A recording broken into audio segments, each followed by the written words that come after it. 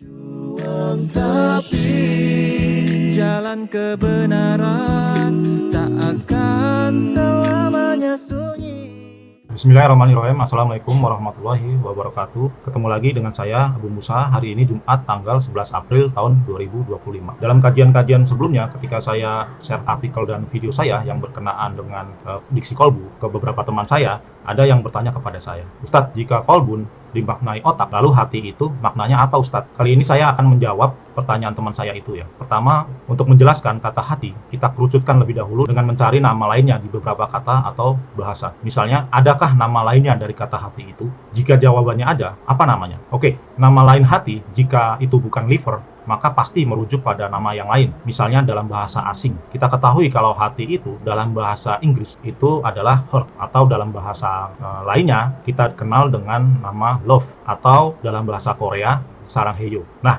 saranghaeyo, love, atau hearts itu sering kita ucapkan dalam bahasa sehari-hari yang kita sebut sebagai cinta. Misalnya saja ya, ada orang yang mengatakan I love you. Itu berarti maksudnya aku cinta padamu, betul? Nah, kalau yang dimaksud adalah cinta, maka diksi ini disebutkan dalam Al-Quran dengan sebutan hub. Mari kita baca di Quran surat Al-Imran ayat 14. A'udzubillahi minasyaitonirrajim. Bismillahirrahmanirrahim. Zuyyina linnasi hubbus syahwati, ya, ada kata hub, minan nisa'i wal banina wal qanatiril muqantarati minan zahabi wal fiddati wal khailil musawwamati wal an'ami wal hars. Dzalika mata'ul hayatid dunya wallahu indahu husnul mab.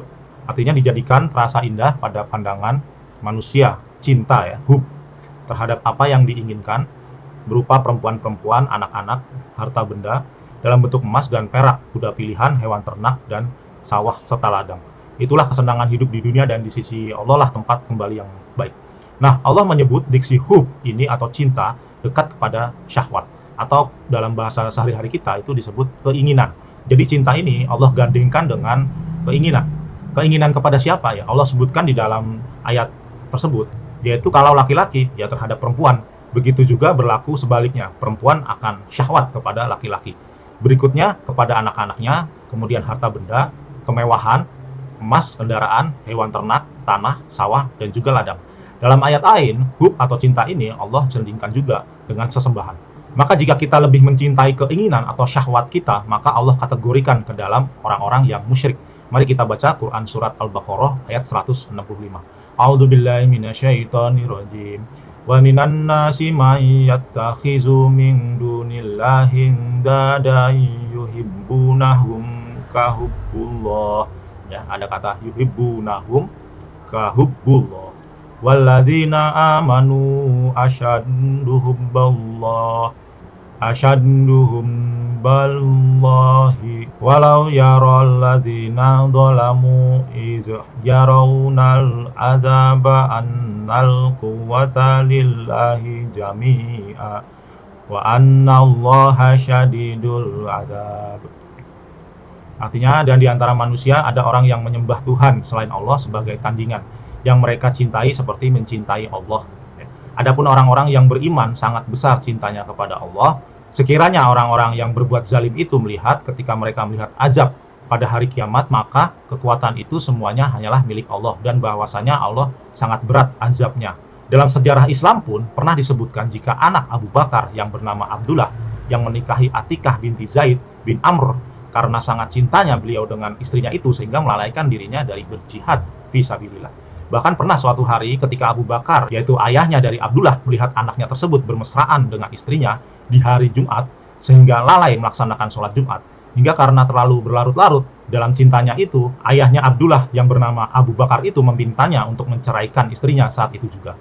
Kisahnya ini pun banyak terjadi di zaman sekarang, sehingga Allah menyindir dalam Al-Quran surat At-Taubah ayat 24. Mari kita baca. A'udzubillahi minasyaitonirrajim. Qul in kana aba'ukum wa abna'ukum wa ikhwanukum wa azwajukum wa ashiratukum wa amwalu qtaraftumuha wa tijaratu takhshawna kasadaha wa masakinu tardawnaha ahabba. Ada kata ahabba.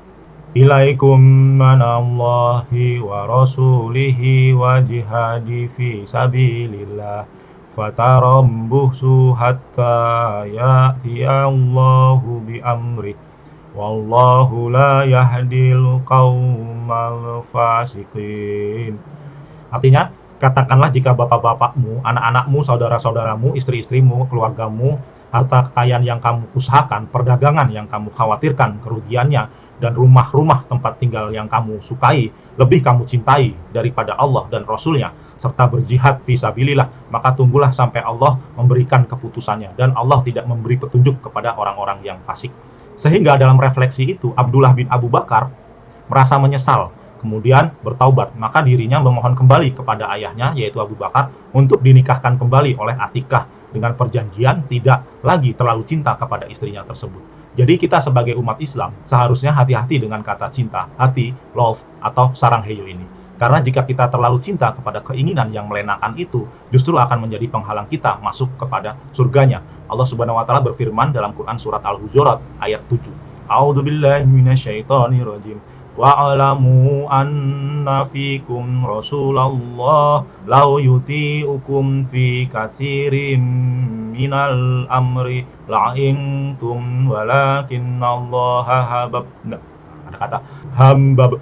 Walakinnallaha hambaba ilaikumul imana wa zayyanahu fi qulubikum wa qarraha ilaikumul kufra. Nah, ada hababa, ada juga qulubikum. Wal fusuqa wal isyana ulaika humur rasyidun. Artinya, dan ketahuilah olehmu bahwa di tengah-tengah kamu itu ada Rasulullah.